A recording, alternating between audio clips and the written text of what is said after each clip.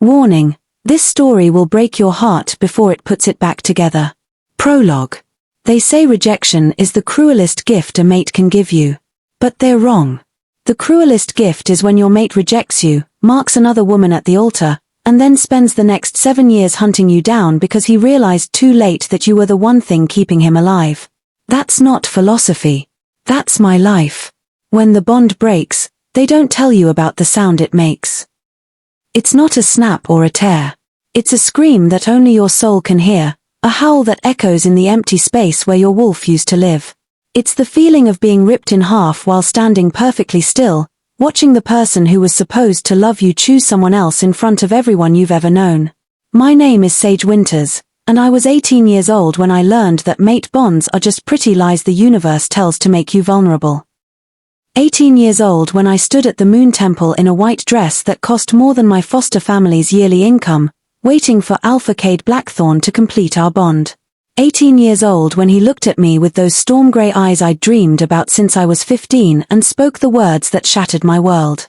I, Cade Blackthorn, Alpha of the Silverpine Pack, reject you, Sage Winters, as my mate and Luna.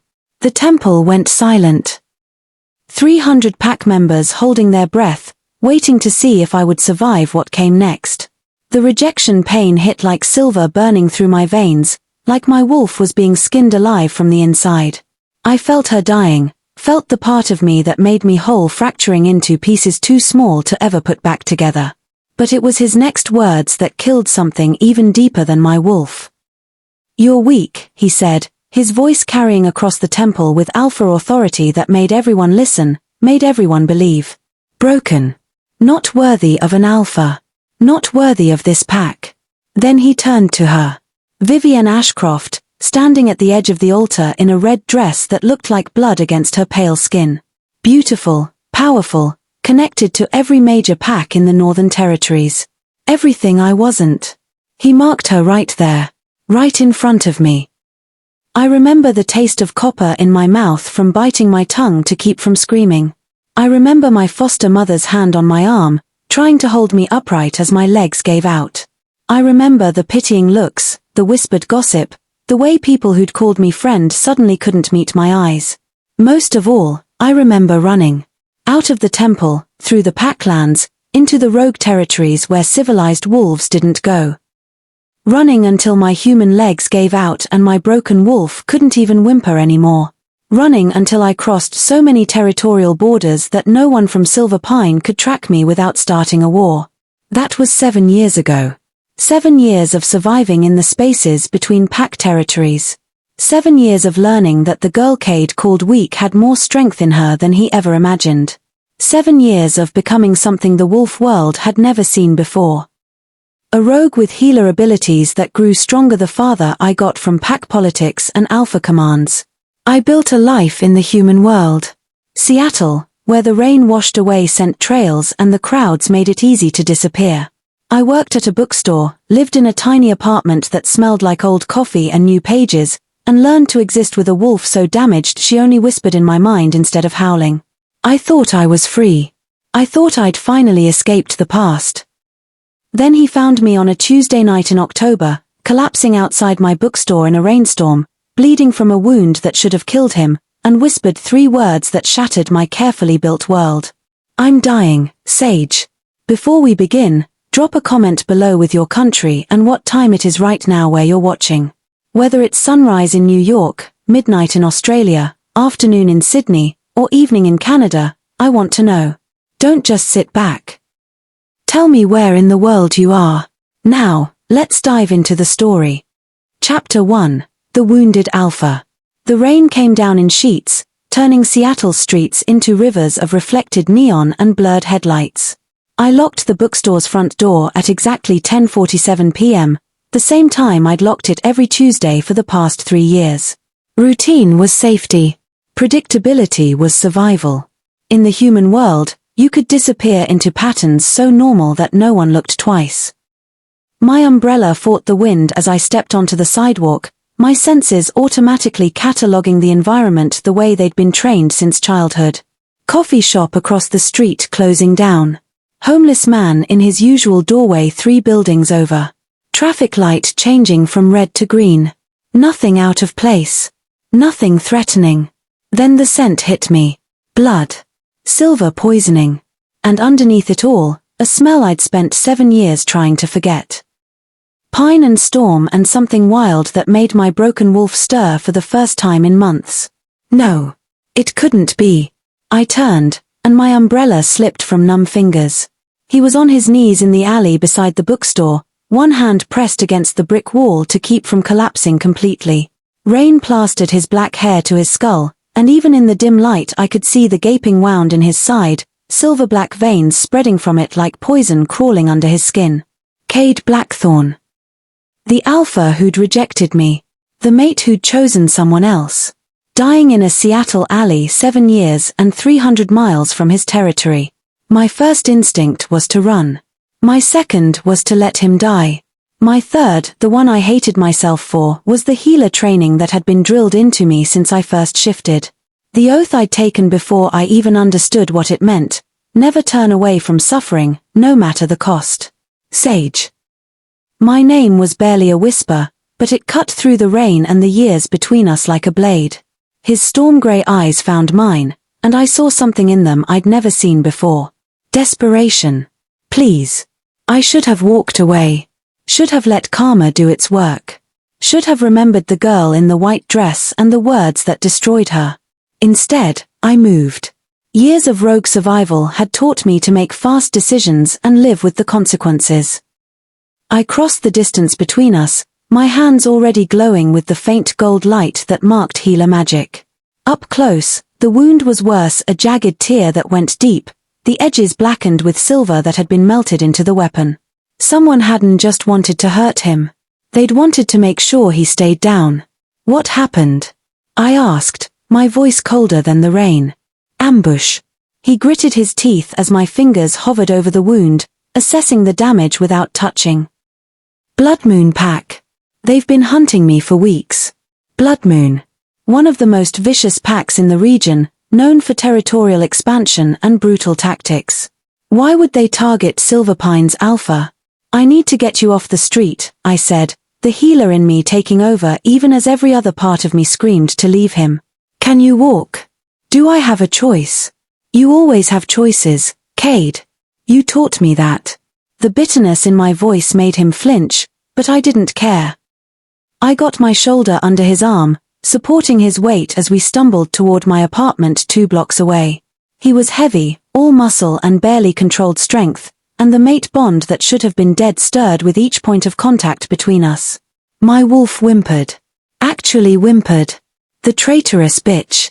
We made it to my building without being seen, a small miracle in a city full of eyes. I half carried, half dragged him up 3 flights of stairs, every step an agony of awareness.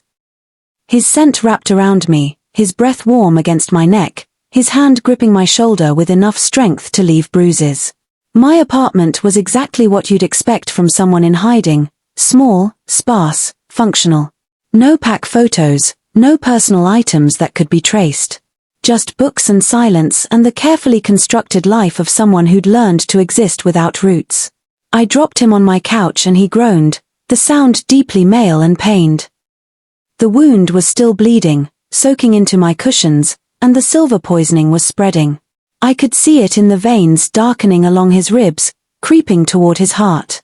Take off your shirt, I ordered, already gathering supplies from my emergency kit. Healer rogues learned to keep medical supplies on hand. You never knew when survival would require stitches. He obeyed without argument, peeling the soaked fabric away to reveal a torso that definitely hadn't looked like that 7 years ago. More scars, more muscle, more evidence of a life lived in violence. The wound gaped open, and I could smell the silver burning him from the inside. I knelt beside the couch, my hands already glowing brighter. This is going to hurt. Everything hurts, Sage. That's nothing new. I placed my hands on his skin and pushed power into the wound. He arched off the couch with a sound between a growl and a scream. Healing silver poisoning wasn't gentle, it required burning out the contamination before closing the flesh. My power flooded through him, seeking out every trace of silver and neutralizing it cell by cell. His hand shot out, gripping my wrist hard enough to bruise. Through the connection, I felt everything, his pain, his desperation, and underneath it all, the dying ember of a mate bond that should have been ash years ago. "Stop," I gasped, trying to pull away. "Can't." His eyes met mine, pupils blown wide with pain and something else. "The bond, it's not gone. That's impossible. You rejected me. You marked her. It was a lie." His grip tightened, and I felt the truth of his words flowing through the connection between us. The bond never broke. It just went dormant. And now it's killing me. I jerked my hand away, breaking the contact. The wound was partially healed, the silver neutralized, but I could see the problem now. Dark veins still spiraled from the injury site, not from silver but from something deeper. Something magical. "What did you do?" I whispered. He sat up slowly, his hand covering the wound that was now just angry red flesh instead of a death sentence. "I marked someone who wasn't my mate. Created a false bond. It's been poisoning me for 7 years, and now." He looked at me with eyes full of something that might have been regret. "Now the curse has accelerated. The wound won't fully heal because my wolf is rejecting everything that isn't you." The words hung in the air between us like smoke. "You're dying because you rejected me," I said slowly, understanding and fury mixing in my chest. "The universe is killing you for choosing wrong." "Yes." "Good." I stood, putting distance between us, my hands still tingling from contact with his skin. 7 years. 7 years of rebuilding myself, and he showed up dying from a curse born of his own choices. "How long do you have?" I asked, my back to him. 3 days. Maybe less. His voice was steady, resigned. "I didn't come here to ask you to save me, Sage. I came to." The window exploded inward. Glass shattered across my living room as a massive wolf crashed through, its eyes glowing red in the darkness. Blood Moon. They'd followed him. Cade moved despite his wound, shifting mid-leap into a wolf the color of smoke and shadow. They collided in my tiny apartment, all teeth and claws and savage violence that destroyed everything in their path. I pressed myself against the wall as 2 more wolves came through my door, ripping it from its hinges. They ignored Cade's fight, their red eyes fixed on me with predatory intelligence. They'd come for him. But they'd found something else. Something their alpha wanted. A healer. The first one lunged, and my power exploded outward on pure instinct. Not healing this time, the other side of the gift, the part I'd discovered in rogue territories. The ability to stop a heart as easily as restart it. To flood lungs with fluid or drain blood from veins. The wolf dropped mid-leap, convulsing. The second one hesitated, intelligent enough to recognize danger. Cade finished his opponent and turned on mine, his wolf larger and more vicious than I remembered. Together. We fought together like we'd done it 1,000 times before, our movements synchronized by a bond that refused to die. Within minutes, 3 Blood Moon wolves lay dead or dying in my destroyed apartment. I stood in the wreckage, covered in blood that wasn't mine, my hands still glowing with killing light. Cade shifted back to human, naked and bleeding from new wounds but alive. "They'll send more," he said, breathing hard. "They know you're here now." "Why?" I demanded. "Why do they want you dead badly enough to track you across territories?" He looked at me with eyes full of secrets and 7 years of pain. "Because my pack is dying, Sage. The false bond has been destroying Silver Pine from the inside. Our lands are poisoned, our wolves are getting sick, and pups aren't being born. Blood Moon wants to absorb our territory, and they know I'm too weak to stop them. And you came to me because you're the only healer powerful enough to break a soul curse." He moved closer, ignoring his nakedness, his eyes holding mine. "And because I've spent 5 years searching for you to tell you the truth I should have spoken 7 years ago." "What truth?" "That marking Vivienne was a mistake born of dark magic and political pressure. That she used a witch to cloud my judgment. That I've been trying to undo the damage ever since." He stopped an arm's length away, close enough that I could feel the heat of him. "That I never stopped feeling you in my soul, even when I tried to replace you. My apartment was destroyed. Dead wolves were bleeding on my floor. And my worst nightmare was standing in front of me, naked and vulnerable, telling me everything I'd once dreamed of hearing. 3 days, I said quietly. You said you have 3 days. Until the curse kills me. Yes. I looked at the ruins of my carefully built life, at the bodies that proved I could never go back to hiding, at the mate who destroyed me once and was now asking me to save him without asking. We need to leave, I said. They'll send reinforcements. Sage. Don't. I held up a hand, stopping whatever confession he was about to make. Don't thank me. Don't apologize. Don't say anything that assumes I've forgiven you. I met his eyes, letting him see the woman I'd become in his absence. I'm not doing this for you. I'm getting us out of here because I don't want more blood in my apartment, and because despite everything, I took an oath to heal. I understand. Do you? I grabbed a bag, started throwing essentials into it. Because here's the truth, Cade. I can feel the bond too. I can feel it trying to wake up, trying to convince me that you're still mine. But feeling something and trusting it are two very different things. I turned to face him, this alpha who'd once called me weak. You have 3 days to live. Fine. I'll help you survive them. But after that, my smile was sharp enough to draw blood. After that, you walk away and you never come back. Because I didn't spend 7 years becoming whole just to let you break me again. He stared at me for a long moment, and I saw something like pride flicker in his eyes. You're not the girl I rejected, he said softly. No, I agreed. I'm not. That girl died in the Moon Temple. I'm what rose from her ashes. Outside, I heard the sound of more wolves approaching. Blood Moon wasn't done with us. I threw Cade a pair of sweatpants from my ex-boyfriend's forgotten belongings. The irony wasn't lost on either of us. Get dressed. We're leaving. Where are we going? I looked at my destroyed sanctuary, at the life I'd built disappearing like smoke, at the impossible choice standing bleeding in my living room.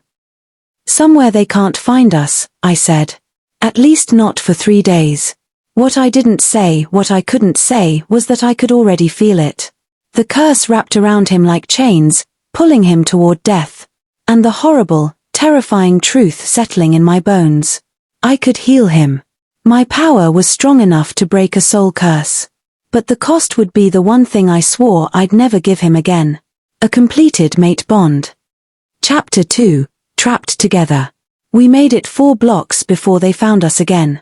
The stolen motorcycle, borrowed from my neighbor who wouldn't miss it until morning, screamed through Seattle's rain-slicked streets with Cade's arms wrapped around my waist and 6 Blood Moon wolves running parallel to us on the sidewalks. They were fast, impossibly fast, their red eyes glowing in the darkness like demonic traffic lights. Left. Cade shouted over the engine noise, and I cranked the handlebars hard, sending us skidding around a corner that made my stomach drop. A wolf lunged from a parked car roof. I felt Cade's body shift behind me, one arm leaving my waist to catch the attacker mid-air. They tumbled off the bike in a tangle of limbs and fur, and I had maybe 3 seconds to decide, keep going or go back. I slammed the brakes.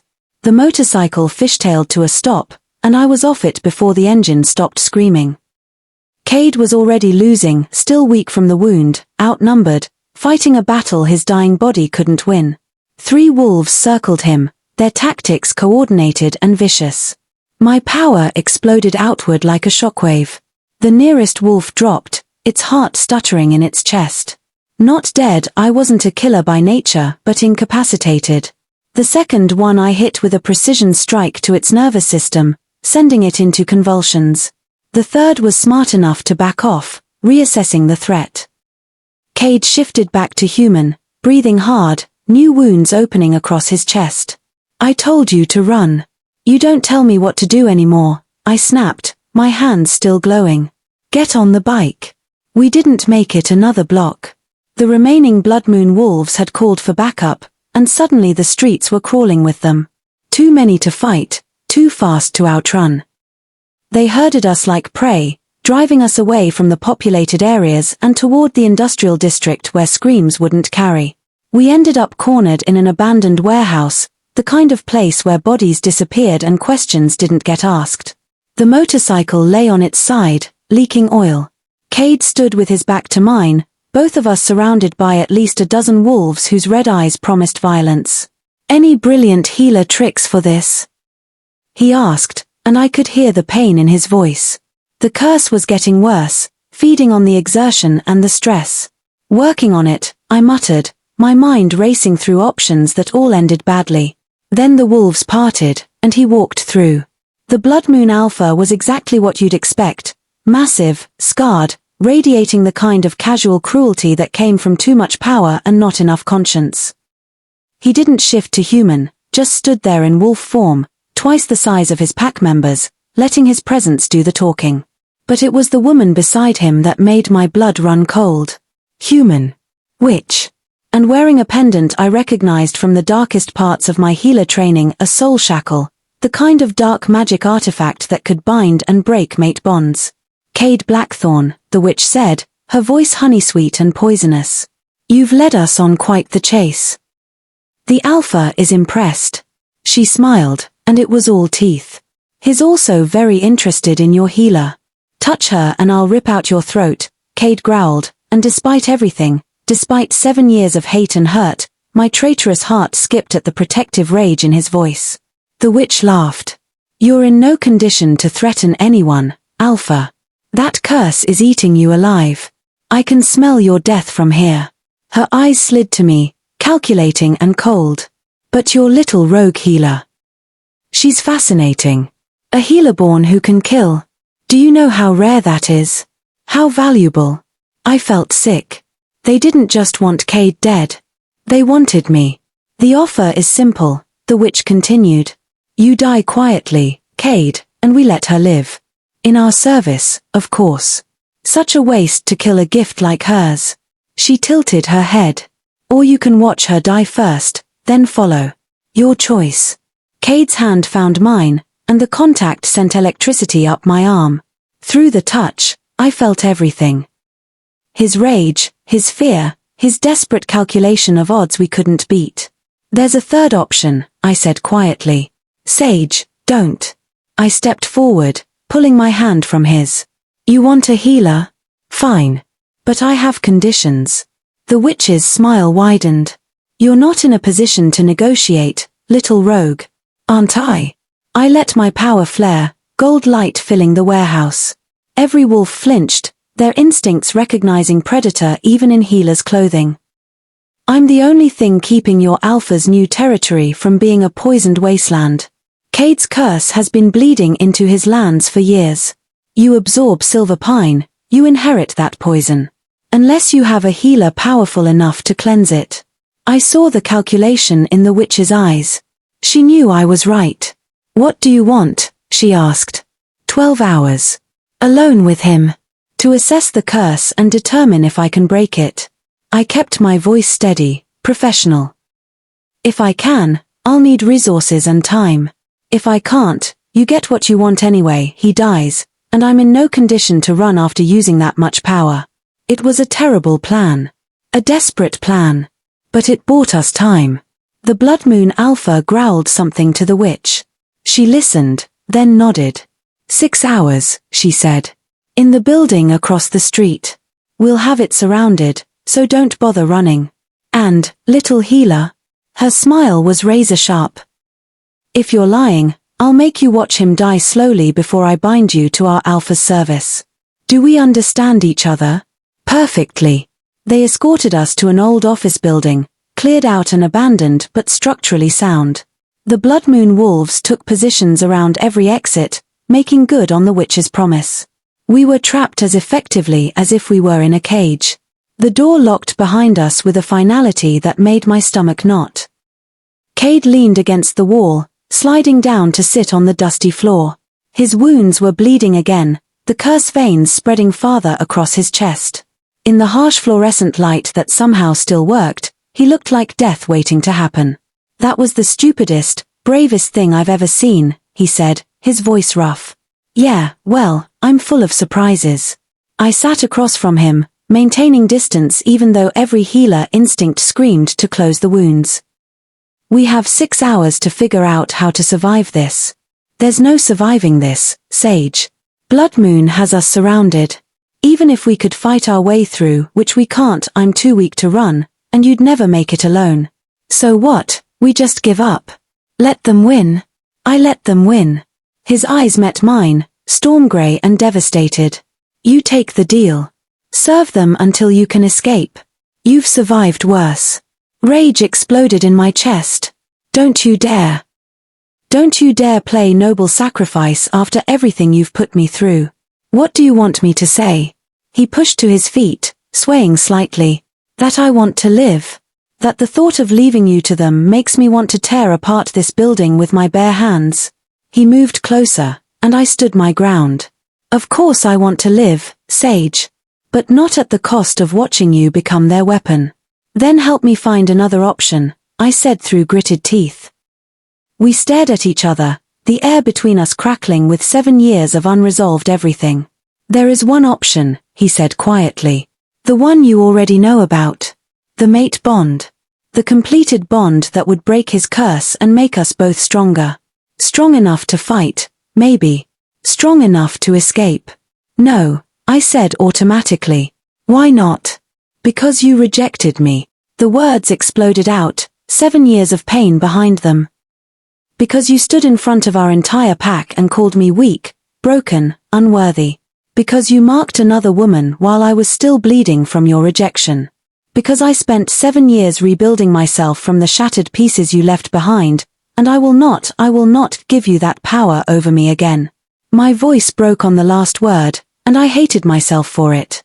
Cade closed his eyes, and when he opened them again, they were bright with something that might have been tears. You want to know what happened that day? He asked. The real truth. I lived the real truth. No. You lived what I let you see.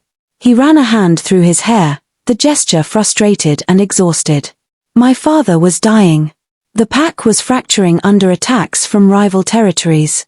Our council demanded I mark someone with political connections, someone who could bring alliances we desperately needed. He laughed bitterly. Vivienne's family controlled 3 packs in the region. She was beautiful, powerful, perfect on paper. And I was nothing, I finished. You were everything, he said fiercely. You were the foster kid who'd survived 2 abusive homes and still had the capacity for kindness. You were the healer who'd saved half the pack from silver poisoning during a raid. You were the girl who looked at me like I was more than just an alpha, like I was someone worth knowing. His voice dropped. And that terrified me. I wanted to look away, but I couldn't. The night before our bonding ceremony, Vivienne's witch came to me, gave me a tea, said it would calm my nerves. He touched his chest, where the curse veins spread. It was a compliance potion. Dark magic designed to cloud judgment and amplify fear. By the time I stood at that altar, all I could think about was duty and responsibility and the weight of pack expectations. So you chose the easy path, I said coldly. You chose power over love. I chose wrong, he agreed. And I've paid for it every day since. He moved closer, and I didn't step back. Couldn't step back. The bond with Vivienne was hollow from the start. I could feel it, this wrongness that grew worse every day. She went mad from the dark magic in her system, tried to kill me 6 months into our mating, admitted she'd used the witch to manipulate my choice. His hand came up, stopping just short of touching my face. I had her imprisoned. Searched for you. Spent 5 years and every resource I had trying to find the girl I destroyed. Why? I whispered. Because I never stopped feeling you in my soul. Because my wolf recognized its mate even when I was too stupid and scared to listen. Because every day without you was another day of dying slowly, and I realized too late that I'd rather die as your mate than live as someone else's alpha. His words wrapped around me like chains and freedom at the same time. It's been 7 years, Cade, I said, my voice shaking. I'm not that girl anymore. You can't just show up dying and expect me to forget. I don't expect anything, he interrupted. I know what I destroyed. I know I have no right to ask for forgiveness, let alone a second chance. But if we're going to die in 6 hours, I needed you to know the truth. I needed you to know that rejecting you was the biggest mistake of my life, and that every day since has been punishment for my cowardice. Thunder rumbled outside, and rain began to patter against the windows. The warehouse across the street glowed with the eyes of watching wolves. We were trapped, outnumbered, dying, and the only way out required trusting the person who'd betrayed me most. I looked at Cade, really looked at him, saw the scars he'd collected in 7 years, the exhaustion etched into his face, the curse literally eating him alive. Saw the truth in his eyes, the regret and the desperate hope and the acceptance of consequences. I can break the curse, I said quietly. The bond would do it. Make us both stronger. Strong enough to fight our way out. But I need you to understand something. I met his eyes, letting him see the woman I'd become. If we do this, it's not forgiveness. It's survival. It's me choosing to live over choosing to hate you. Do you understand the difference?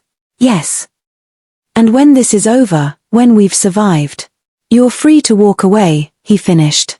No claims. No expectations. Just the bond itself, because neither of us can change what we are to each other. It should have been an easy choice. Survival versus death. But nothing about this was easy. I thought about the girl in the white dress. The one who'd loved him completely. The one who'd shattered when he rejected her. Then I thought about who I'd become in her absence. The rogue who'd survived alone. The healer who'd learned to kill. The woman who'd rebuilt herself stronger than before. 6 hours, I said. We have 6 hours to prepare. Then we complete the bond, break your curse, and fight our way through a dozen blood moon wolves and a dark witch. Terrible plan, Cade said. You have a better one? No. I held out my hand. Then let's get to work. He took it, and the contact sent sparks through my entire body. The mate bond, dormant but not dead, recognizing what we were about to do. For the next 5 hours, we planned. Mapped the building, identified weak points in the wolf perimeter, discussed tactics and timing and the 1,000 ways this could go wrong. And we talked. About the 7 years apart. About how his pack had suffered from the curse, pups born sick or not at all, land turning poisonous, wolves losing faith in their alpha. About my life as a rogue, the loneliness and the freedom and the power I'd discovered in survival.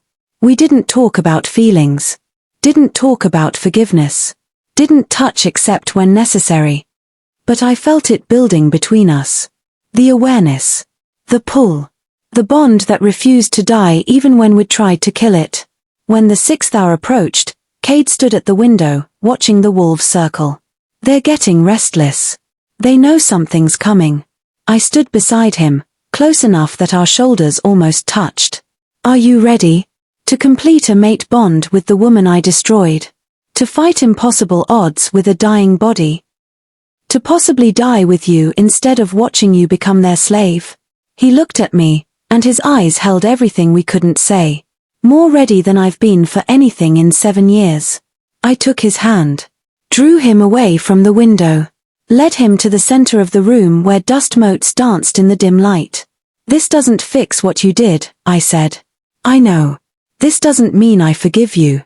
I know. This is survival. Nothing more. He cupped my face with hands that trembled slightly. Survival is enough. You're enough. You've always been enough. Then he kissed me, and the world caught fire. The mate bond exploded to life like lightning striking twice in the same place. 7 years of denial, pain, and suppressed connection roared through us both. I felt his wolf calling to mine, felt her answer for the first time since the rejection, felt something broken starting to heal. I pulled back, breathing hard. The mark. You have to complete the mark. Sage. Do it, I said. Before I change my mind. He tilted my head, exposing my neck. His fangs extended, and I felt the sharp sting as they pierced my skin. The bond completion was nothing like I'd imagined. It was pain and pleasure and power all at once. It was every moment we'd lost and every possibility we might still have. It was my wolf rising from ashes, stronger and fiercer than before. It was his curse shattering like glass, dark magic burning away in the face of true bond. When he pulled back, we were both glowing him with the silver light of alpha power, me with the gold of healer magic. The curse veins on his chest were gone. The wounds had healed. And I could feel him in my soul, a presence that was home and stranger all at once. Now, I said, my voice stronger than I'd ever heard it. Now we fight. The door burst open. The blood moon which stood there, her eyes wide with shock as she felt the power radiating from us. No. That's not possible. The curse should have. I hit her with a blast of healer magic that stopped her heart. Not permanently, I wasn't a murderer. But long enough to drop her to the floor, convulsing. Wolves poured through the doorway, and Cade met them mid-shift. His alpha wolf was magnificent, larger than before, silver and shadow, enhanced by the completed bond. I fought beside him, using my power to incapacitate and disrupt, a healer who'd learned that sometimes the greatest mercy was stopping a fight before it became fatal. We moved like we'd been fighting together for years. Like the bond had awakened muscle memory we didn't know we had. His strength, my precision. His aggression, my strategy. It was beautiful and terrible and not enough. They kept coming. Kept overwhelming us with numbers. I felt my power depleting, felt Cade taking hits he couldn't avoid. We were going to lose. Going to die having just found each other again. Then the window exploded. A massive silver wolf crashed through, followed by a dozen others bearing the crest of Silver Pine Pack. Reinforcements. His pack, following some bond signal I didn't understand. The tide turned instantly. Blood Moon wolves scattered, outnumbered and outmatched. The witch fled, dragging her unconscious alpha. Within minutes, the building was secure, and we stood in the wreckage, surrounded by Cade's pack members who stared at me with shock and recognition. Luna, one of them whispered. Then they all knelt. I looked at Cade, questions in my eyes. They felt the bond complete, he said quietly. Felt the pack connection strengthen. They came because their Luna called, even if she didn't know she was calling. Luna. The title I'd been denied 7 years ago. I should have felt triumph. Victory. Something positive. Instead, I felt trapped by a different kind of cage. We need to talk, I said to Cade. I know. But before we could address the enormous complication we'd just created, I felt it. A pull. Deep in my chest. A wrongness that made my healer senses scream. The Packlands, I whispered. Your Packlands. I can feel the poison from here. Cade's face went grim. The curse didn't just affect me. It's been bleeding into the territory for 7 years. The land is dying, and with it, our pack. I looked at the wolves surrounding us. At the hope in their eyes. At the mate bond thrumming between us, ready or not. How long do they have? I asked. Weeks. Maybe months. I closed my eyes. Opened them. Made another impossible choice. Then I guess we're going to Silver Pine, I said. I'm not letting innocent wolves die because of your mistakes. Sage. Don't thank me. Don't apologize. Just understand something, Cade. I stepped closer, making sure he heard every word. I'm doing this for them. For the pack that doesn't deserve to suffer. Not for you. I understand. But the mate bond whispered that it wasn't that simple. That somewhere between survival and salvation, between hate and healing, we'd crossed a line we couldn't uncross. The question was, did I want to go back? Or was I finally ready to move forward, even if it meant facing the place that had broken me? Chapter 3, The Impossible Choice.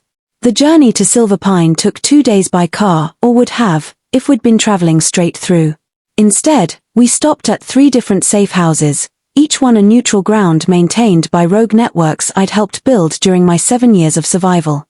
The Silver Pine wolves who'd rescued us, led by a grizzled beater named Marcus, watched me with barely concealed curiosity. I was their Luna now, marked and bonded, but I'd been the rejected girl they'd witnessed breaking at the altar. The cognitive dissonance made everyone awkward. Everyone except Cade.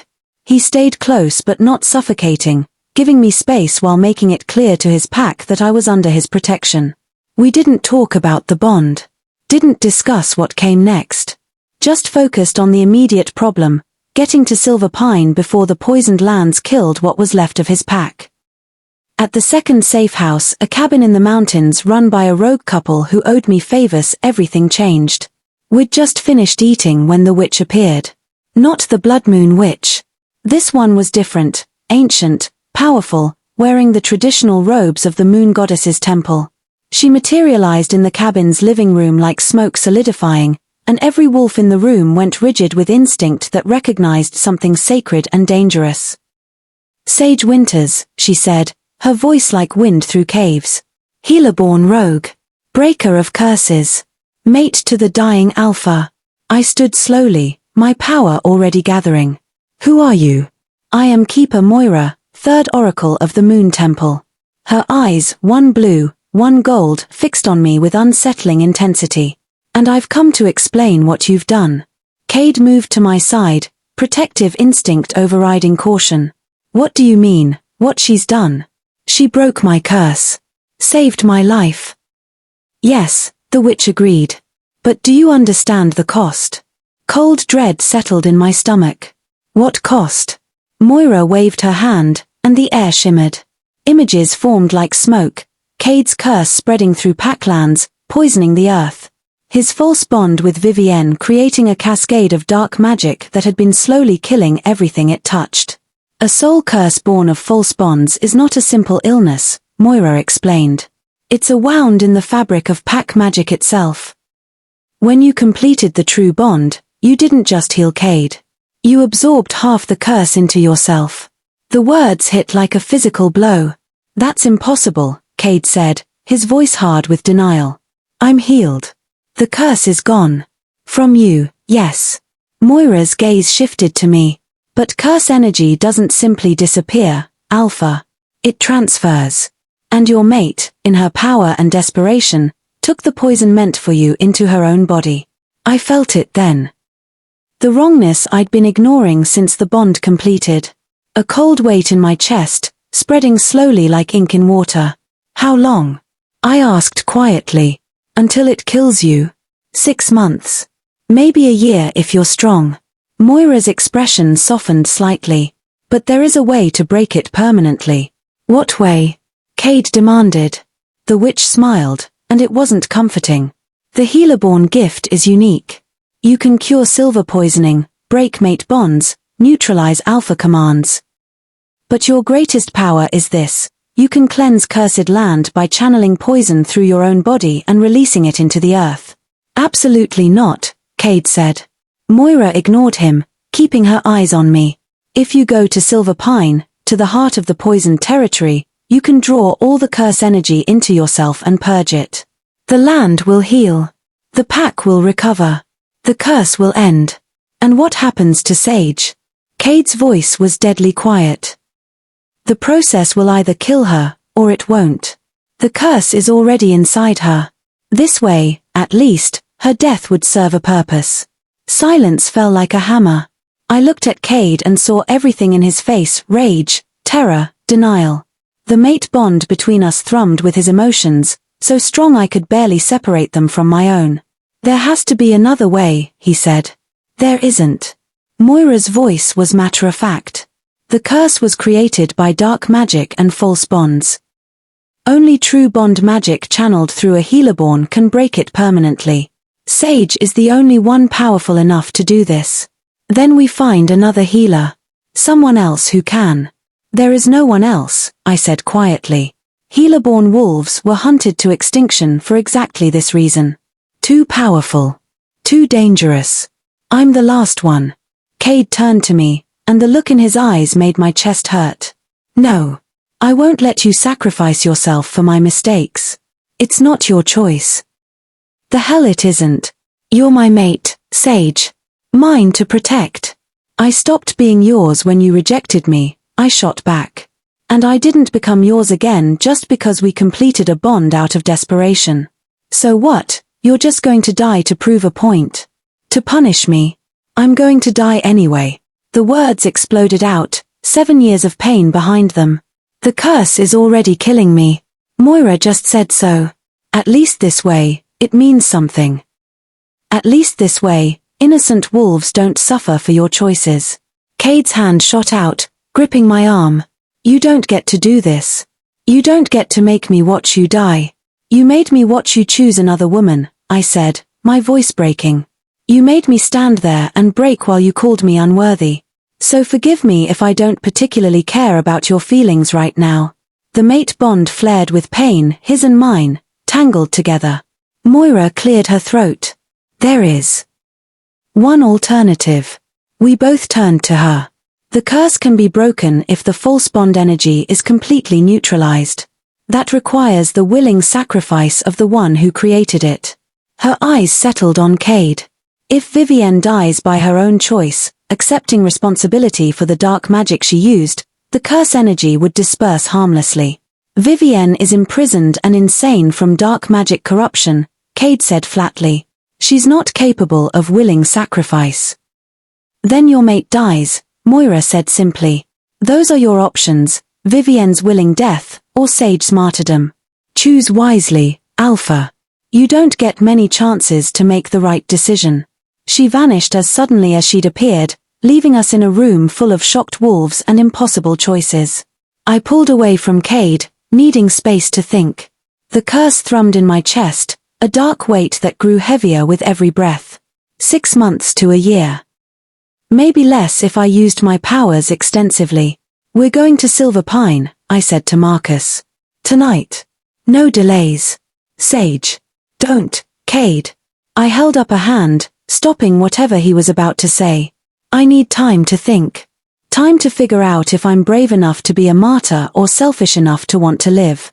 I walked outside, into the cold mountain air, and let myself break. The tears came hard and fast, 7 years of holding myself together finally cracking. I'd survived the rejection. Built a life. Become strong. And now I was dying anyway, killed by the same curse that had been meant for him. The universe had a terrible sense of humor. I felt him before I heard him. The mate bond humming with his approach. Go away, I said without turning around. Can't. Cade sat beside me on the cabin's porch steps. Mate bond won't let me stay away when you're in pain. Then suffer. We sat in silence for a long moment, watching the stars. I'm going to find Vivienne, he said finally. I'm going to make her understand what her dark magic did. Make her choose to end this. She's insane, Cade. Moira said so. Then I'll find another way. A different healer, a different cure, something. There isn't. I will find another way, he interrupted, his voice fierce. Because I didn't spend 7 years searching for you just to watch you die for my sins. Because you're right, you're not the girl I rejected. You're stronger, fiercer, more incredible than I ever deserved. And I will not let you sacrifice yourself. I finally looked at him. Why? Why does it matter so much? We barely know each other anymore. Because I love you, he said simply. I loved you 7 years ago when I was too scared to admit it. I loved you every day you were gone. And I love you now, even knowing you'll probably never forgive me. The words should have meant something. Should have healed something.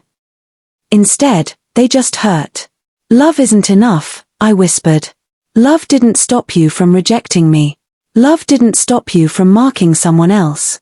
Love is just another word for pain dressed up pretty. Then what is enough? He asked. What do I have to do to make this right? There is no making it right. I stood, anger giving me strength. Don't you understand? Some things can't be fixed. Some broken things stay broken. And maybe that's okay. Maybe that's just life. So you're giving up. Just going to let yourself die. I'm accepting reality, I corrected. I'm acknowledging that sometimes there are no good choices, just less terrible ones. And dying to save innocent wolves is less terrible than dying for nothing. Cade stood too, and the mate bond flared between us. You're not dying for nothing. You're dying because you're too noble to let yourself be selfish. Too good to let innocent people suffer. That's not martyrdom, Sage. That's who you are. And maybe that's the problem, I said quietly. Maybe I'm tired of being the one who sacrifices. The one who suffers so others don't have to. Then don't, he said simply. Choose yourself. Choose to live. Let me find another way. I wanted to. God, how I wanted to believe him. But I could feel the curse growing stronger. Feel it spreading through my body like poison. And I knew, deep in my bones, that there was no other way. How long do we have until we reach Silver Pine? I asked. If we leave now? 12 hours. I nodded. Then we have 12 hours for you to convince me there's another option. 12 hours to find a miracle. I met his eyes. But if we can't, if there's no other way, you let me do this.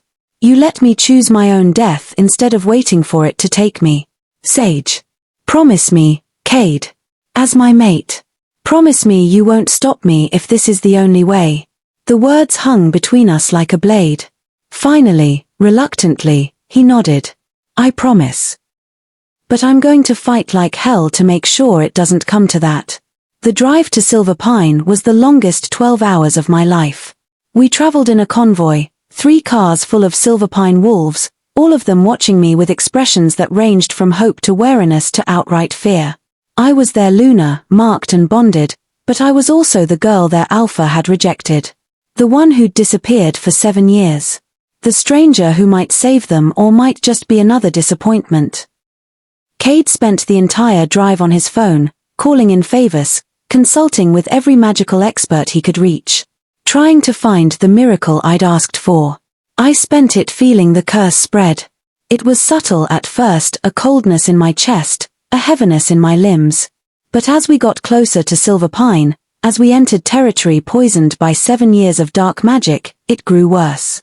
The curse energy recognized its source, calling to the poison in the land like to like. By the time we crossed into Packlands, I was shaking. The landscape looked wrong. Trees twisted and blackened, grass dead in patches, streams running colors that shouldn't exist in nature. I could feel it all through my healer senses, the land screaming in pain, the earth itself corrupted by magic that should never have existed. And I could feel the wolves. They were everywhere, watching from the tree line, standing in doorways, gathering in clearings. Hundreds of them, gaunt and sick, their eyes hollow with suffering. Pups born wrong, wolves too weak to shift, elders dying before their time. All because of a false bond and a curse that fed on lies. Stop the car, I said. Marcus, who was driving, glanced at Cade. Luna. Stop the car. Now. We pulled over, and I got out on shaking legs. The nearest wolf, a young mother with a pup that barely breathed, approached hesitantly. Luna, she whispered, the word a question and a prayer. I placed my hands on the pup, letting my power flow. The healing came easier here, in poisoned lands that resonated with the curse inside me. The pup's breathing strengthened, color returning to its fur. The mother sobbed. Thank you. Thank you. More wolves approached. An elder with silver poisoning that wouldn't heal. A warrior with wounds that festered. A teenage girl who couldn't shift without screaming in pain. I healed them all. And with each one, I felt the curse inside me grow stronger. Felt it feeding on my power, using my healing to spread deeper into my body. Cade tried to stop me. Sage, you're making it worse. I know, I said, moving to the next wolf. But I can't just watch them suffer. You're killing yourself. I'm already dead, I said quietly. I've been dead since the moment I completed the bond. This way, at least I'm useful. By the time we reached the pack house, a sprawling estate at the heart of the territory, I could barely stand. The curse had spread to my extremities, dark veins visible under my skin, mirroring the ones that had been on Cade's chest. The pack gathered in the main hall, hundreds of them, all staring at the Luna who'd returned from the dead. And at the front, in a cage made of silver and spelled glass, was Vivienne. She looked nothing like the woman I remembered. Her hair was matted, her eyes wild, her body covered in self-inflicted wounds. Dark magic corruption had eaten her alive, leaving something barely human behind. When she saw Cade, she started laughing. You came back. You always come back. My alpha. My mate. You're not my mate, Cade said, his voice cold. You never were. You used dark magic to force a false bond, and it's been killing my pack for 7 years. Vivienne's laughter cut off. Lies. We're bonded. I feel you. You're mine. The bond was broken the day I discovered what you'd done, he said. All that's left is the curse your magic created. And it's killing Sage. For the first time, Vivienne's eyes focused on me. Really looked. The little reject, she whispered. The weak one. You chose her. She started laughing again, the sound edged with madness. Of course you did. Of course the true bond survived. Because I couldn't even get that right, could I? Couldn't even steal an alpha properly. I stepped forward, ignoring Cade's warning hand on my arm. Vivienne. The witch who gave you the compliance potion. Where is she? Dead. Vivienne's smile was broken. I killed her when the dark magic started eating me. Ripped out her throat and burned her body. Couldn't have anyone knowing what I'd done. The curse can be broken, I said, keeping my voice steady. But it requires the willing sacrifice of the one who created it. You have to choose to die, accepting responsibility for the dark magic you used. Vivienne stared at me, then at Cade. Then she started laughing again. You want me to kill myself to save her? The girl you rejected. The weak little healer who couldn't even keep her mate. She pressed against the cage bars. Why would I do that? Why would I give you what you want? Because you're dying anyway, I said. The dark magic is consuming you from the inside. You have weeks, maybe days, before it destroys you completely. At least this way, your death means something. At least this way, you stop the suffering you caused. Vivienne's laughter died. She looked at her hands, at the wounds that wouldn't heal, at the dark veins spreading under her skin. I wanted to be special, she whispered. Wanted to matter. My family only saw me as a political tool, a pretty face to trade for alliances. Then the witch said she could make an alpha love me. Could make me important. She looked up, and her eyes were almost lucid. I didn't know it would hurt so many people. I just wanted to matter. You matter now, Cade said quietly. You have the power to save innocent lives. To end suffering you didn't mean to cause. That's more important than any political alliance. Vivienne was silent for a long moment. Then she smiled a real smile, sad and resigned and almost peaceful. All right, she said. All right. I'll do it. But not for you, Alpha. For her. She looked at me. For the girl who was stronger than me from the start. The one who survived what would have broken me. Moira materialized in the hall, as if summoned by Vivienne's decision. The ritual requires a blade of pure silver and a confession spoken with complete honesty. Once begun, it cannot be stopped. They brought Vivienne out of the cage. She stood in the center of the hall, every eye on her, and accepted the silver blade with steady hands. I, Vivienne Ashcroft, created a false bond through dark magic, she said, her voice clear. I used manipulation and compulsion to take what wasn't mine. I accept responsibility for the suffering this caused. She looked at me. And I choose to end it. She drove the blade into her own heart. The effect was immediate. Dark energy exploded outward, visible as black smoke that screamed as it dispersed. The curse inside me shattered, breaking apart into harmless pieces that dissolved like ash.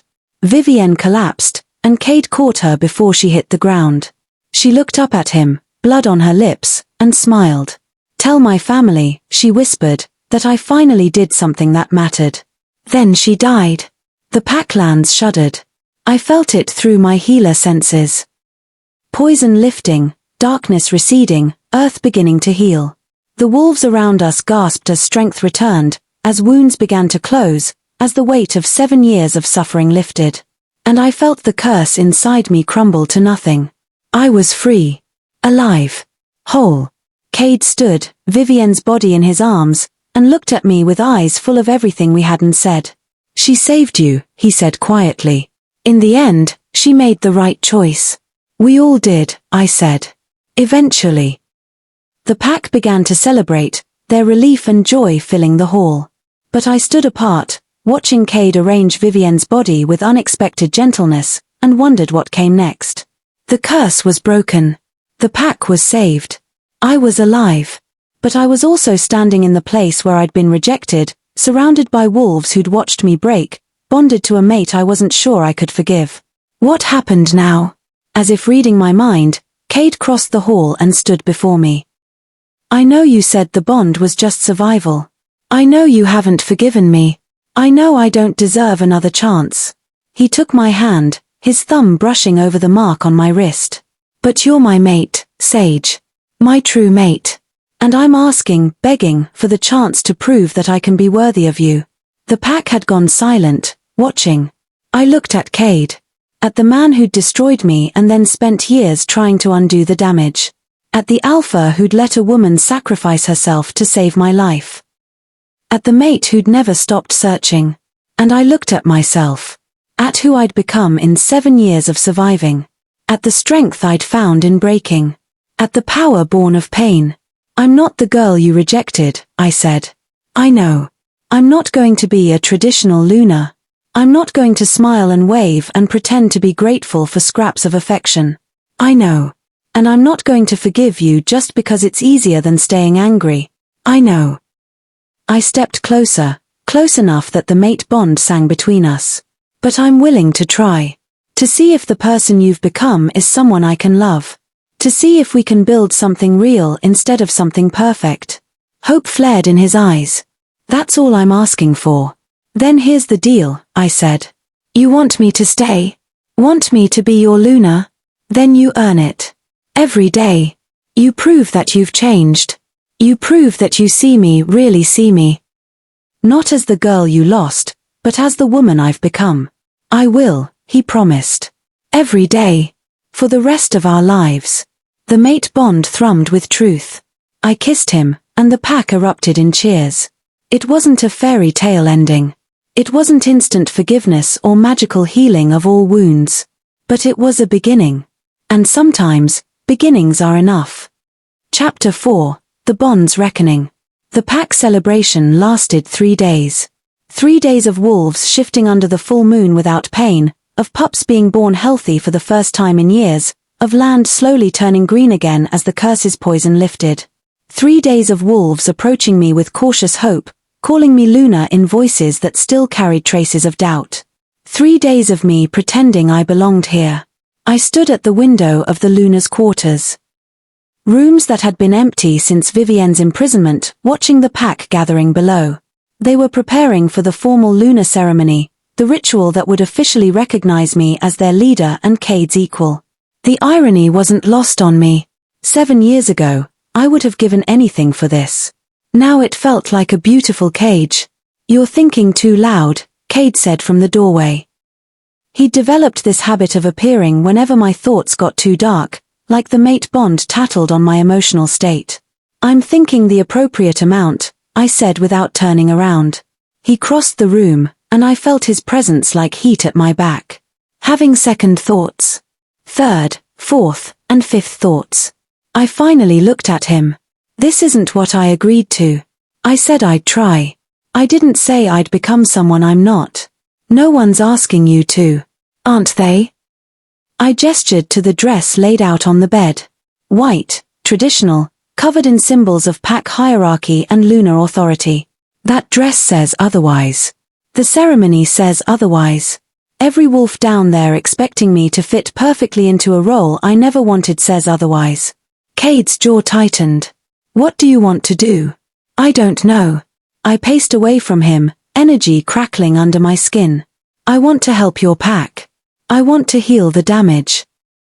But I don't want to be trapped in expectations and traditions that feel like they're erasing who I've become. Then don't wear the dress, he said simply. I stopped. What? Don't wear the dress. Don't follow the traditional ceremony. Make it your own. He moved closer, his eyes intense. You said I have to earn you. Then I'm earning you by letting you be exactly who you are, not who the pack expects you to be. They'll be furious. The elders, the council. Let them be furious. His hand cupped my face. I rejected you once because I cared more about tradition and expectations than I did about what was right. I'm not making that mistake again. The mate bond hummed with sincerity, and I felt something in my chest loosen. I'm wearing jeans, I said. Okay. And I'm not promising to obey pack hierarchy or submit to alpha authority. I wouldn't expect you to. And if anyone has a problem with it, they can challenge me directly instead of whispering behind my back. Cade smiled, and it was fierce and proud. That's my Luna. 2 hours later, I walked into the pack gathering wearing black jeans, a leather jacket, and boots made for fighting instead of ceremony. The traditional Luna dress remained on my bed, a rejected symbol of who I refused to become. The pack's reaction was immediate. Shock rippled through the crowd, elders looking scandalized, traditional wolves exchanging horrified glances. I heard the whispers, disrespectful, inappropriate, not fit to be Luna. But I also saw something else. Young wolves straightening their shoulders. Female pack members exchanging glances that held something like hope. The rogues Cade had integrated into the pack after I'd healed them, nodding with approval. Cade stood at the ceremonial platform, wearing traditional alpha regalia, looking every inch the powerful leader his pack needed. When he saw me, his eyes lit with something that made the mate bond sing. He descended from the platform and met me in the center of the gathering. The ceremony requires the Luna to kneel, Marcus whispered from his position as beta. To accept the alpha's authority and the pack's bond. Then we're changing the ceremony, I said, loud enough for everyone to hear. An elder stepped forward, his face red with indignation. This is tradition. You can't just. Watch me, I interrupted.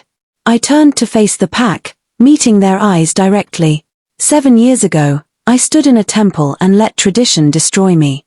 I let expectations and hierarchy matter more than truth. I won't make that mistake again. I looked at Cade. You want me as your Luna? Then you accept all of me. The healer and the fighter. The gentle and the fierce. The traditional and the revolutionary. I won't kneel to make you look powerful. We stand together, or we don't stand at all. The pack held its breath. Cade smiled, and it was beautiful and terrible and absolutely certain. Then we stand together, he said. He took my hand and raised it high. I, Cade Blackthorn, alpha of the Silverpine pack, claim Sage Winters as my mate and equal. Not because she submits, but because she stands. Not because she's traditional, but because she's true. And any wolf who has a problem with that can take it up with me directly. His alpha authority crashed over the pack like a wave, not demanding submission but daring challenge. No one challenged. Instead, slowly, one by one, the wolves began to kneel. Not to Cade. Not to tradition. To me. A rogue mother whose pup I'd healed knelt first. Then the warriors who'd fought beside us against Bloodmoon. Then the young wolves who'd been watching with hope in their eyes. Then the entire pack, even the scandalized elders, recognizing what I was. Not a perfect Luna. But a real one. The mate bond ceremony completed without traditional vows or ancient rituals. Instead, Cade and I stood before the pack and made our own promises. I promise to see you, Cade said, his voice carrying across the silent gathering. Not as you were, but as you are. Not as I want you to be, but as you choose to become. And I promise to earn your trust every day, knowing I broke it once and don't deserve a second chance. My turn. I promise to try, I said, my voice steady despite the emotions churning inside me. To see if the man you've become is someone I can love. To build something real instead of something easy. And I promise that if you ever make me feel small again, I'll leave and never look back. It wasn't romantic. Wasn't fairy tale perfect. But it was honest. The pack accepted it. Accepted us. And as the ceremony ended and celebration began, I felt something shift inside me. Maybe belonging didn't mean becoming someone else. Maybe it meant finding people who accepted you as you were. The attack came 3 hours later. We should have expected it. Should have known that Bloodmoon wouldn't accept defeat quietly, that word of a powerful healer-born Luna would spread through the territories like wildfire. But we were celebrating, defenses down, pack members scattered across the grounds in clusters of joy and relief. The Bloodmoon wolves hit the eastern border first, a coordinated assault designed to draw our warriors away from the pack house. It worked. Marcus took half our fighting force to meet the threat, leaving the main grounds protected but vulnerable. That's when they came for me.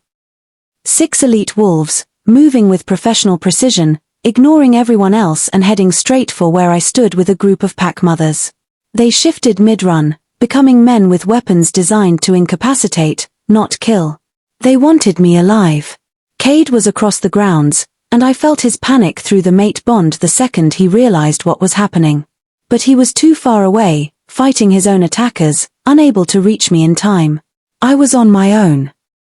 The first attacker lunged with a silver net designed to suppress shifter abilities. I ducked under it and hit him with a concentrated blast of healer magic that stopped his heart for exactly 3 seconds, long enough for him to drop, not long enough to kill. The second came from behind. I felt him through pack awareness and spun, catching his wrist and flooding his nervous system with so much sensation that he screamed and collapsed, convulsing. Alive, the third attacker barked to his companions. The Alpha wants her alive and functional. Alpha. Not the Blood Moon Alpha he'd retreated during our last fight, wounded and diminished. This was someone else. The remaining 4 attackers coordinated, coming at me from all sides with a precision that spoke of extensive training. I fought with everything I had: healer magic used as a weapon, rogue survival instincts honed over 7 years, the enhanced strength of a completed mate bond. But they were good. Professional. And they had a weapon I didn't expect. One of them threw a vial that shattered at my feet, releasing vapor that smelled like wolfsbane and something else. Something that made my power sputter and fade, my connection to the mate bond grow distant and muffled. Magic suppressant. I stumbled, my vision blurring. Through the fog, I saw Cade fighting desperately to reach me, cutting through attackers with savage efficiency. Saw pack members rushing to help. Saw Marcus leading warriors back from the eastern border. Too late. They were all too late. The lead attacker caught me as I fell, supporting my weight with impersonal efficiency. Sorry, Luna. Nothing personal. Just business. Who? My tongue felt thick. Who sent you? He smiled. Someone who's been waiting a long time for a healerborn to surface. Someone who's going to be very happy to meet you. Darkness pulled at the edges of my vision. The last thing I saw was Cade's face, twisted with rage and terror, as they dragged me toward the tree line. The last thing I felt was the mate bond screaming. Then nothing. I woke in a cage. Not metaphorical this time. An actual cage made of spelled silver that burned my skin when I got too close to the bars. My head pounded from the suppressant, my power reduced to a dim flicker instead of the blazing strength I'd grown accustomed to. The room around me was luxurious. Silk curtains, expensive furniture, artwork that probably cost more than most packs' annual budgets. A gilded cage in a beautiful prison. Awake. Good. The voice came from the shadows, smooth and cultured and absolutely certain of its power. A man stepped into the light, and my breath caught. He was beautiful in the way predators are beautiful, all dangerous grace and barely contained violence. Silver-white hair despite appearing young, eyes the color of ice, features that could have been carved from marble. He wore a suit that probably cost more than my childhood home, and every movement spoke of absolute authority. Who are you? I asked, my voice rough. I am Casimir Frost, Alpha of the Northern Coalition. He moved closer to the cage, studying me like I was a particularly interesting specimen. And you, Sage Winters, are the answer to a problem I've been trying to solve for the last century. Century. He was ancient, then. Old enough to have lived through the persecution of healer-born wolves, to have seen my kind hunted to extinction. What do you want? I already knew the answer. Could see it in the way he looked at me. What every alpha wants. Casimir smiled, and it was cold and beautiful and terrifying. Power. Control. The ability to protect my pack from threats both external and internal. He tilted his head. You can break mate bonds, Sage.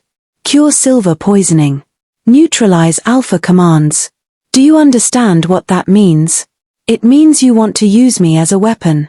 I want to use you as a tool for peace, he corrected. The wolf territories are fractured, constantly at war, suffering under the weight of blood feuds and cursed bonds that have lasted generations. You could end that suffering. Could break the bonds that chain wolves to toxic mates, cure the silver poisoning that cripples our warriors, free packs from the commands of corrupt alphas. He made it sound noble, righteous. And in return? I asked. In return, you live in comfort under my protection. You use your gifts as I direct. And you never see Cade Blackthorn again. There it was. The real price. He'll come for me, I said. Let him try. Casimir's smile widened. I have 300 warriors, the strongest pack in the Northern Territories, and enough political power to start a war that would devastate every pack within 1,000 miles. Cade is a good alpha, but is weakened by 7 years of curse damage and political instability. He can't fight me and win. The mate bond is a complication, not an impossibility. He gestured, and a woman stepped from the shadows. Another witch, this one wearing robes that marked her as High Priestess level. Lady Morgaine has extensive experience with bond manipulation. She can dampen the connection between you and Cade, make it tolerable instead of agonizing. Given time, she can sever it entirely. My blood ran cold. You're going to break my mate bond. I'm going to free you from a bond forged in desperation and trauma, Casimir corrected. Cade rejected you once. Completed the bond only when he was dying. That's not love, Sage. That's survival instinct. I'm offering you the chance to choose your own path, unburdened by magical compulsion. The words found their target. Hit the doubts I'd been carrying since the moment Cade kissed me in that Seattle warehouse. Had I chosen him? Or had the mate bond chosen for me? Think about it, Casimir said, turning to leave. You have 3 days. Then Lady Morgaine begins the severance ritual whether you agree or not. He paused at the door. I'm not your enemy, Sage. I'm offering you freedom. Real freedom. The choice to be more than someone's mate, someone's Luna, someone's tool. He left, and I was alone with my thoughts and the mate bond whispering Cade's name like a prayer. 3 days. I spent the first day testing my cage. The spelled silver prevented shifting, suppressed my healer magic to almost nothing, and burned like acid whenever I touched it. The room had no windows, no clear indication of time passing except for meals delivered by silent guards. No way out. I spent the second day thinking about Casimir's offer. About freedom and choice and whether the mate bond was a gift or a prison. About 7 years of surviving alone versus the last few weeks of being part of something larger. About whether I was staying with Cade because I wanted to, or because magic compelled me to. The mate bond whispered constantly, letting me feel Cade's emotions, his terror, his rage, his desperate search for me. But was that love? Or was it just magical connection pretending to be something deeper? I spent the 3rd day preparing to die. Because I'd figured out Casimir's real plan. He wasn't going to free me, he was going to bind me. Break my bond with Cade and forge a new one with himself, creating an alpha healerborn connection that would give him unprecedented power. The kind of power that could unite or destroy the wolf territories. And I would rather die than become that weapon. The door opened as evening fell on the 3rd day. Lady Morgaine entered, carrying a silver bowl filled with dark liquid that smelled like blood and poison and binding magic. It's time, she said, her voice soft and almost kind. Drink this, and the severance begins. It will hurt, breaking a true bond always does, but you'll survive. And when it's over, you'll be free. Free. The word I'd craved for 7 years. I looked at the bowl. At the witch. At the cage that had held me for 3 days. Then I smiled. No, I said. Morgaine frowned. The alpha said you'd resist. It's natural to fear change, but I'm not afraid of change, I interrupted. I'm afraid of becoming someone's possession again. And that's what Casimir wants, isn't it? To break my bond with Cade and forge a new one with himself. The witch's expression shifted, confirming my suspicion. So here's what's going to happen, I continued, my voice steady despite the fear hammering in my chest. You're going to put down that bowl. You're going to walk out of here. And you're going to tell Casimir that if he wants me, he'll have to kill me. Because I'd rather die free than live as anyone's tool. Brave words for a caged wolf, Morgaine said. I've been caged before, I said. By poverty, by rejection, by expectations I could never meet. I survived all of it. I'll survive this too. The witch set down the bowl and pulled out a knife. The Alpha anticipated your resistance. Said if you refused the easy way, I was authorized to use more persuasive methods. She advanced on the cage, and I prepared for pain. Then the wall exploded. Stone and spellwork shattered inward as a massive smoke-gray wolf crashed through, followed by a dozen others bearing Silverpine's crest. Cade shifted mid-leap, becoming human and deadly, his eyes blazing with alpha fury. Get away from my mate, he snarled. The fight was brief and brutal. Morgaine tried to use binding magic, but Cade was too fast, too furious, too connected to me through the bond. He ripped through her defenses like paper and had her pinned in seconds. Marcus and the other Silverpine wolves secured the room while Cade approached my cage. His hands were shaking as he examined the spelled silver. I'm going to kill him, he said quietly. I'm going to find Casimir Frost and I'm going to rip out his throat for touching you. Later, I said, trying to keep my voice steady. Right now, just get me out of here. It took him 3 tries to break the spellwork, his alpha power combined with the mate bond finally shattering the barriers. The moment the cage opened, I fell into his arms, and the bond roared to life with an intensity that made us both gasp. I thought I'd lost you, he whispered against my hair. You did, I said. For 3 days. But I chose to come back. He pulled away enough to look at my face. What? Casimir offered me freedom. Offered to break our bond and let me choose my own path. I touched his face, letting him feel the truth through our connection. And I realized something. The bond didn't trap me, Cade. It gave me the chance to make a real choice. And I choose you. Not because magic compels me, but because I want to. His eyes went bright with emotion. Sage. Don't make me regret it, I warned, but I was smiling. Alarms blared through the building. We had maybe minutes before Casimir's 300 warriors descended. Can you run? Cade asked. I nodded, power already returning now that the cage was broken. I can fight too. That's my Luna. We fought our way out together, me healing our wolves as they took damage, Cade leading with savage efficiency. The mate bond made us stronger, faster, more coordinated than any pair should be. But 300 wolves against our dozen was impossible odds. We made it to the courtyard before they surrounded us. Casimir stood at the balcony above, beautiful and terrible, his face twisted with rage.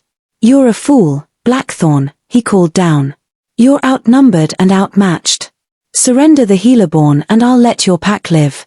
Cade's answer was a howl that shook the foundations of the building. Every Silverpine wolf answered, their voices joining in a harmony of defiance and rage. But I felt his terror through the bond. Felt his certainty that we were about to die. Then I felt something else. A pull from the earth beneath my feet. The land responding to my healer magic, recognizing what I was. Cade, I said quietly. Do you trust me? With my life. Then tell everyone to hold still. I placed my hands on the ground and let my power explode outward. Not healing this time, transformation. I poured everything I had into the earth, asking it to protect us, to rise against the threat. The courtyard erupted. Stone became barrier, earth became weapon, the land itself responding to a Healerborn's call for protection. Casimir's wolves scattered as their own ground betrayed them, throwing them back, creating walls that separated and confused. It lasted maybe 30 seconds, all the power I had to give. But it was enough. Enough for us to reach the perimeter. Enough for Silverpine reinforcements to arrive, called by the mate bond's distress signal. Enough for us to escape into the forest with our lives intact if not our dignity. We ran until we couldn't run anymore, until the Silverpine safe house appeared through the trees, until we collapsed inside its walls and finally breathed. I'd done it. I'd chosen freedom, chosen Cade, chosen myself. And this time, nobody could take it away. Epilogue. 6 months later. The Moon Temple stood exactly as I remembered it. Same white stone walls. Same silver-veined marble floors. Same altar where, 7 years ago, I'd stood in a white dress and watched my world shatter. But I was different now. I stood at the temple entrance wearing the same black jeans and leather jacket I'd worn to my lunar ceremony, my hand clasped in Cade's, and felt nothing but peace.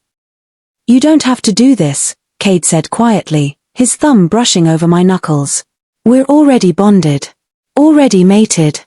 This ceremony is just closure," I finished. "This ceremony is closure." 6 months had passed since Cassimy's failed kidnapping. 6 months of rebuilding Silver Pine, of establishing myself as a Luna who healed and fought in equal measure, of learning to trust the mate bond instead of fearing it. 6 months of falling in love with my mate all over again. Properly this time, with eyes wide open and hearts fully engaged. Cassimy had retreated to his territories, licking his wounds and making threats he was too politically cautious to follow through on. The Northern Coalition had fractured when word spread that their Alpha had tried to kidnap and bond a claimed Luna. Such actions violated every pack law in existence. We'd survived. Thrived, even. But there was still one ghost left to lay to rest. The temple was packed. Not just Silverpine wolves, but representatives from a dozen neighboring packs, rogues I'd helped during my 7 years of wandering, even a few brave souls from territories that had once shunned healer-born wolves. They'd come to witness something unprecedented, a rejected mate being reclaimed in the exact place where she'd been broken. Elder Moira stood at the altar, her mismatched eyes gleaming with something that might have been approval. "Ready?" she asked as we approached. "More than ready," I said. The ceremony began with traditional words, the same ones that had been spoken 7 years ago. But this time, when Cade spoke his vows, they were different. "I, Cade Blackthorn, Alpha of the Silverpine Pack, claim you, Sage Winters, not because tradition demands it, but because my soul recognizes its home in yours." His voice carried across the temple, steady and sure. "I claim you not as property or possession, but as equal and partner. I claim you not because you're perfect, but because you're real.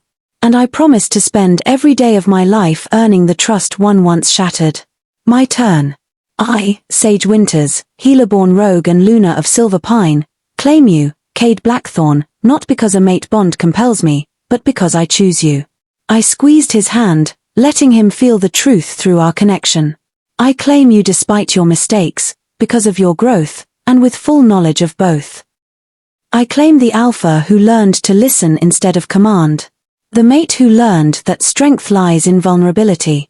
And I promise to keep choosing you, every day, for as long as you keep choosing me. Not romantic poetry. Not fairy tale promises. But truth. Raw and real and ours." Elder Moira smiled. The mate bond was already complete.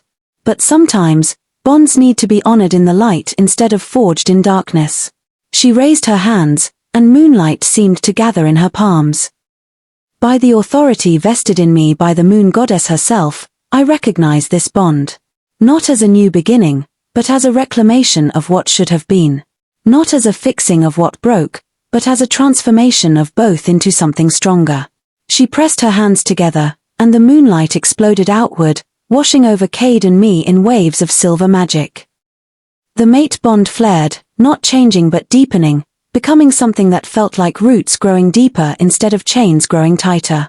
The temple erupted in cheers. But I barely heard them. I was too busy kissing my mate, my Alpha, my choice, in the exact spot where he'd once destroyed me. Full circle. But different this time. Better.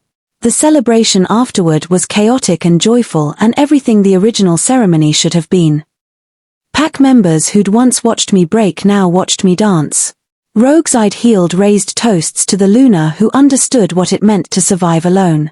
Even some of the scandalized elders who'd clutched their pearls at my Luna ceremony 6 months ago had softened, won over by a half year of watching me protect and heal their pack with equal ferocity. Marcus found me near midnight, when I'd escaped to the temple gardens for a moment of quiet. "Luna," he said, then corrected himself with a grin. "Sage. You did good today." I stood in a temple and said words, I said. "Not exactly heroic. You stood in the place where you were broken and chose healing instead of revenge. That's the most heroic thing I've ever seen. He handed me a cup of wine. The pack is different because of you. Not just healed, transformed. You taught us that strength can look like vulnerability, that power can sound like honesty, that leadership doesn't require perfection. I took the wine, touched despite myself. You trying to make me cry, Beta? Just stating facts. He paused. Cade is different too. Used to be, he led with authority and distance. Now he leads with partnership. You changed him. He changed himself, I corrected. I just gave him a reason to try. That's what a true mate does. Marcus left me alone with my thoughts and the night sky. I sipped the wine and thought about the journey that had brought me here, from rejected child to rogue survivor to reclaimed Luna. It hadn't been clean. Hadn't been easy. There were still days when I woke up and the old wounds ached, when I looked at Cade and remembered the boy who'd called me unworthy. But there were also days, more and more of them, when I looked at him and saw the man who'd spent 7 years trying to undo his mistakes. Who'd let me reshape the role of Luna into something I could actually be. Who'd fought beside me, bled for me, and given me the space to choose him instead of demanding I accept him. Those days made the hard ones worth it. Found you. Cade emerged from the temple, his formal alpha clothes exchanged for something more comfortable. He'd never been one for ceremony longer than necessary. You're supposed to be accepting congratulations from visiting alphas, I said. I delegated to Marcus. Being alpha means knowing when to let your beta handle the boring parts. He sat beside me on the garden bench, our shoulders touching. Besides, I'd rather be here. We sat in comfortable silence, watching the stars and listening to the distant sounds of celebration. Do you regret it? He asked suddenly. Staying? Becoming Luna? All of this? I thought about it. Really thought. No, I said finally. Some days are harder than others. Some days I still feel the ghost of that rejection.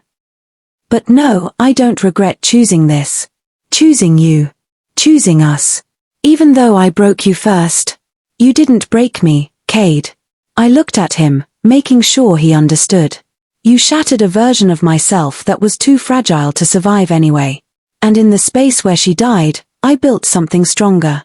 So no, you didn't break me. You just accelerated a transformation I probably needed anyway. His eyes were bright with emotion. I don't deserve you. Probably not, I agreed cheerfully. But you're stuck with me anyway. Mate bonds are inconvenient like that. He laughed, and the sound was free and genuine. We'd come so far from the broken alpha and the rejected girl. Become something neither of us had expected, partners, equals, a team that was stronger together than apart. A young wolf approached hesitantly. One of the pack's teenagers, a girl who'd been born during the curse years and had only recently shifted for the first time without pain. Luna, she said quietly, can I ask you something? Of course. How did you do it? How did you forgive him after what he did? I saw Cade tense beside me, but I took the question seriously. This girl deserved honesty. I didn't, I said, and felt Cade's shock through the bond. Not completely. Not all at once. Forgiveness isn't a moment, it's a process. Some days I wake up and I've forgiven him. Other days, old wounds ache and I'm still angry at the boy who rejected me. I took Cade's hand, lacing our fingers together. But every day, I choose to stay. Choose to try. Choose to see the man he's become instead of only the boy who hurt me. And that's enough.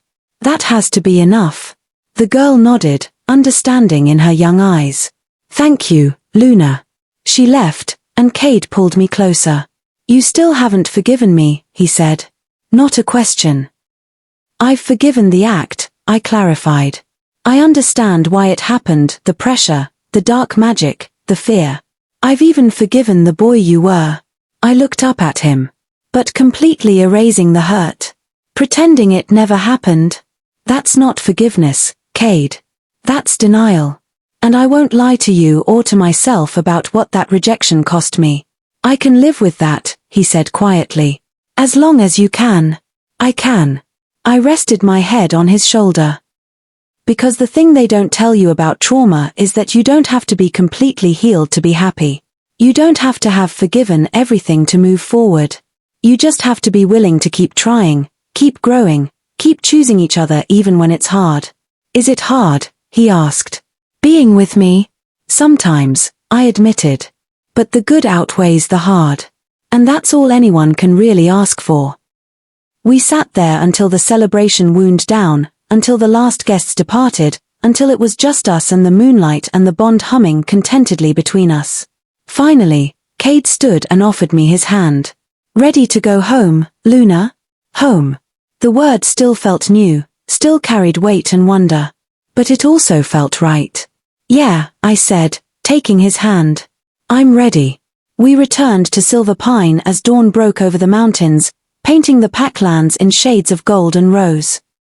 The territory had transformed in 6 months, green replacing the blackened patches, streams running clear instead of poisoned, wolves moving with health and strength instead of illness and despair. My healing. My gift. My choice. As we drove through the Packlands, wolves came out to greet us. Not with formal bows or ceremonial respect, but with genuine warmth. Children who I'd healed from curse sickness waved from porches. Warriors I'd fought beside nodded with respect earned, not demanded.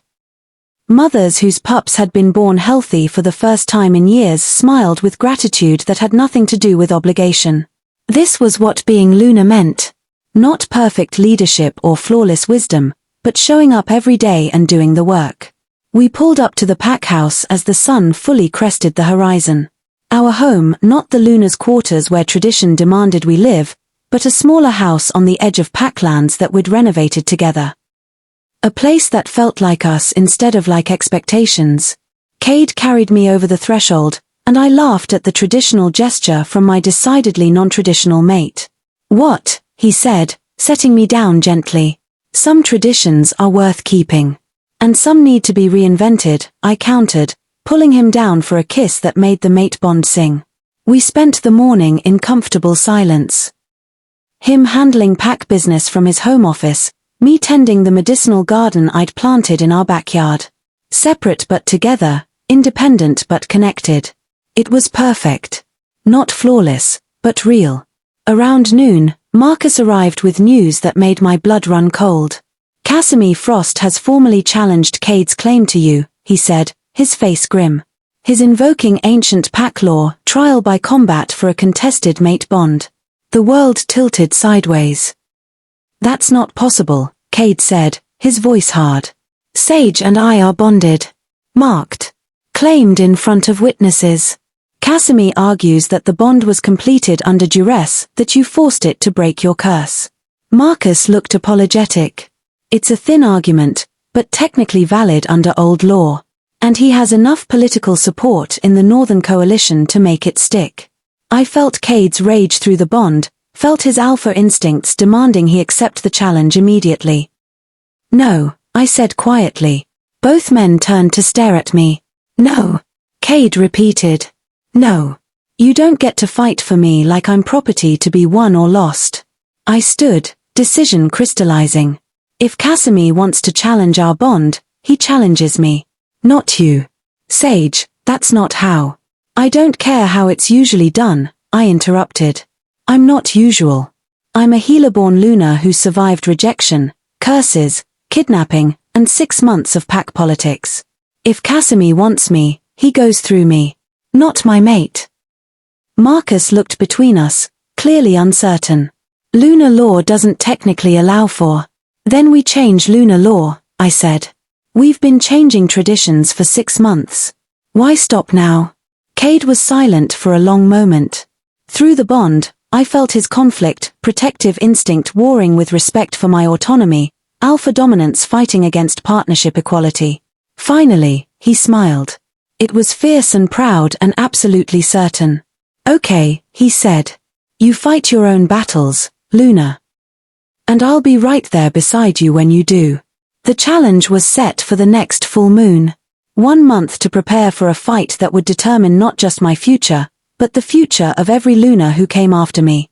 If I won, I proved that mates could choose their own battles. That being bonded didn't mean being protected to the point of helplessness. If I lost, well, I'd be bound to Casimir, and Silver Pine would lose its Luna. No pressure. I spent the month training.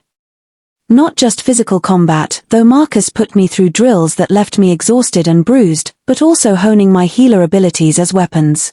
Learning to incapacitate without killing, to stop hearts and restart them, to manipulate nervous systems and blood flow with surgical precision. Cade trained beside me, not as instructor but as partner. We learned to fight together, to use the mate bond to coordinate movements and anticipate attacks. Learned that our greatest strength wasn't individual power but synchronized teamwork. The pack rallied around us. Young wolves who'd been inspired by my unconventional lunar ceremony volunteered to help with training. Healers from neighboring packs sent advice and ancient techniques. Even some of the rogues I'd helped over the years showed up, offering skills learned in survival situations that no pack training could match. We weren't just preparing for a fight. We were building a movement. The night before the challenge, I couldn't sleep. I stood at our bedroom window, watching the almost full moon and thinking about everything that had led to this moment. Cade wrapped his arms around me from behind, his chin resting on my head. Nervous, he asked. Terrified, I admitted. What if I lose? What if I'm not strong enough? Then we'll figure out a way to get you back, he said simply. But you won't lose, Sage. You're the woman who survived 7 years alone, who broke a soul curse, who transformed an entire pack's understanding of leadership. Casimir doesn't stand a chance. You're biased. Completely. But also right. He turned me to face him. I love you. Not because a bond tells me to, but because of who you are. The fighter. The healer. The woman who demands better from the world and from herself. And tomorrow, you're going to show every wolf in the territories what it means to choose your own fate. I kissed him, pouring 7 years of pain and 6 months of healing and a future full of possibility into the contact. I love you too, I whispered against his lips. And I'm going to win. Not for you. For me. For every wolf who's ever been told they're not strong enough to choose their own path. That's my Luna, he said, and the pride in his voice made the mate bond sing. We made love that night like it might be the last time, desperate and tender and absolutely certain of what we meant to each other. Tomorrow would bring challenges. But tonight was ours. The challenge took place at Neutral Ground, an ancient fighting circle maintained by the Moon Temple, where pack disputes had been settled for centuries. Hundreds of wolves gathered to watch, representatives from dozens of territories coming to witness what everyone recognized as a precedent-setting moment. Casimir arrived with an entourage, beautiful and terrible in formal combat gear that probably cost more than a small house. He looked at me across the circle with those ice-blue eyes and smiled. Last chance to submit willingly, he said. Spare yourself the humiliation of defeat. Last chance to withdraw your challenge, I countered. Spare yourself the humiliation of losing to a Luna in jeans. I was wearing my usual fighting clothes. Black jeans, leather jacket, boots made for kicking ass instead of looking pretty. Traditional Luna combat gear hung unused in my preparation tent. Because fuck tradition. Elder Moira stood at the circle's center, her mismatched eyes glowing with power. The challenge is issued and accepted. Combat continues until one party submits, is incapacitated, or dies. The victor's claim is recognized by pack law and Moon Goddess blessing. She stepped back, leaving Casimir and me alone in the circle. Begin, she said. Casimir shifted immediately, a massive white wolf the size of a small horse, ancient and powerful and absolutely terrifying. I didn't shift. Couldn't shift well anyway, my wolf was still damaged from the rejection, stronger than before but not built for combat. But I didn't need to shift. I had something better. Casimir lunged, and I sidestepped with rogue-taught precision. His jaws snapped closed on air, and I touched his flank as he passed, just a brush of fingers, but enough to send a jolt of healer magic through his nervous system. He yelped and stumbled, surprise more than pain. I kept moving, staying light on my feet, using speed and precision instead of trying to match his strength. Every time he got close, I touched him. stopping his heart for a second, flooding his muscles with lactic acid, making his vision blur. Not killing. Never killing. But definitely not playing fair either. The crowd gasped and murmured. This wasn't how lunar challenges usually went. Usually they were brief, brutal, and ended with the challenged Luna being quickly overpowered. But I wasn't usual. Casimir shifted back to human, breathing hard. Clever. Using your gift as a weapon. But you can't win by just avoiding me. Watch me, I said, and lunged. This time I went on the offensive. Used every dirty trick I'd learned in 7 years of rogue survival, every technique Marcus had taught me, every coordination skill Cade and I had developed through the mate bond. I fought like someone who had everything to lose and nothing to apologize for. Casimir was stronger, bigger, more experienced. But I was faster, more desperate, and willing to use tactics that no traditional Luna would ever consider. The fight raged for an hour. Then 2. I was exhausted, bleeding from a dozen minor wounds, my power depleting with every use. But Casimir was worse. His movements had slowed, his coordination compromised by repeated nervous system disruptions, his ancient confidence cracking under the reality of a Luna who fought back. Finally, in the 3rd hour, I saw my opening. He lunged, and I didn't dodge. Instead, I met him head-on, my hands finding his chest, my power flooding through him in a wave of healer magic so intense it overwhelmed every system in his body. His heart stopped. His lungs froze. His nervous system shut down completely. For exactly 3 seconds. Then I restarted everything, bringing him back from the edge of death but leaving him gasping on the ground, unable to move. I stood over him, breathing hard, and met his shocked eyes. Submit, I said quietly. Or I do that again. And again. Until your body can't take being restarted anymore. It wasn't a bluff. My power was nearly gone, but I had enough for 1 more cycle. Maybe 2. Casimir saw the truth in my eyes. I submit, he whispered. The crowd erupted. Elder Moira stepped forward, her face split in a rare smile. The challenge is decided. Sage Winters, Luna of Silver Pine, has defended her bond through combat. Casimir Frost's claim is void. The mate bond between Sage Winters and Cade Blackthorn is recognized and inviolate. I stumbled, exhaustion finally catching up. Cade was there instantly, catching me before I fell, pulling me against him as the mate bond thrummed with pride and relief and overwhelming love. You did it, he whispered. You actually did it. We did it, I corrected. This was never just about me. I looked out at the crowd. At the young Lunas watching with hope in their eyes, at the traditional wolves forced to reconsider their assumptions, at the future I'd just helped create. This was bigger than my relationship with Cade. Bigger than Silver Pine. This was a statement that mates could choose their own battles, that bonded didn't mean helpless, that love could look like partnership instead of protection. This was revolution, dressed up as tradition. And it was beautiful. 3 years later, I stood at the Moon Temple again. Not for my own ceremony this time, but to witness another Luna's, a young woman who'd asked me to officiate at her claiming ceremony. She wore jeans and a leather jacket, a deliberate echo of the choice I'd made years ago. Ready?